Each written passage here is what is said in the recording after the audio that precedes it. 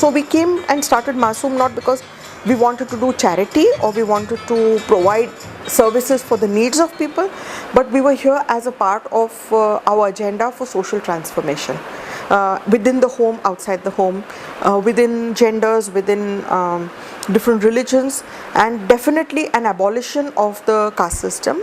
See, when we started with our civil liberties work in the mid-70s, there was no specific agenda just to work with women. Now, we did not separate ourselves so much as women's issues or trade union issues, but being a woman, I think it was easier to start working with women and to understand the experiences. But I don't think we ever worked with women in terms of biological essentialism. I don't think a woman is in any way inferior to a man, and I don't think in any way she's superior to a man. I think, you know, it's our social conditions that shape us and the various intersections of who we are. Patriarchy, definitely. Patriarchy was definitely a system that we challenge even today, and all other intersecting systems of subordination. So that's how we started working with women. And once you start working with women, then you understand the connections of one aspect of your life. Say, for example, your health requirements with the fact that you are violated, or the fact that you're violated because you don't have property rights. So then the connections start becoming clear.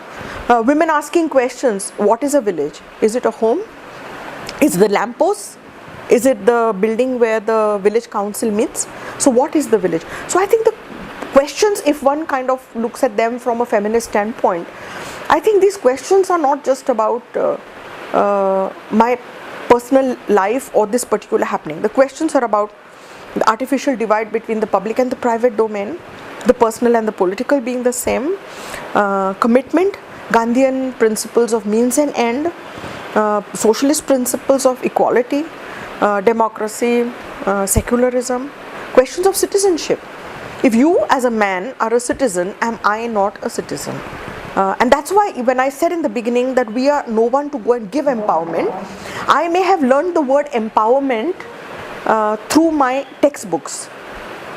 Women may not know the word, but they are more empowered than I am. We have seen hope. We have seen what people can do in one generation if you just create a different environment. And so our faith in democracy, in secularism, in socialism, in Gandhism, in feminism has actually got stronger.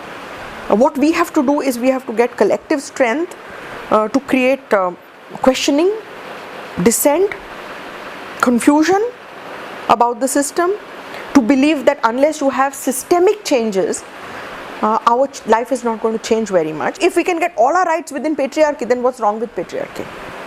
But no, we cannot. You can't have just a Dalit and a Brahmin sit together and eat. No. We are moving from domination to dialogue. And that dialogue sometimes might become a bit scary for the system. A husband doesn't know how to deal with a wife that talks back or asks questions, but he has to learn. So we are in that phase where all this turbulence is going on. But while we are doing it, our people, if you've seen all our people, they're internally very peaceful. Because there is no malice, because there is no revenge, either against men or any other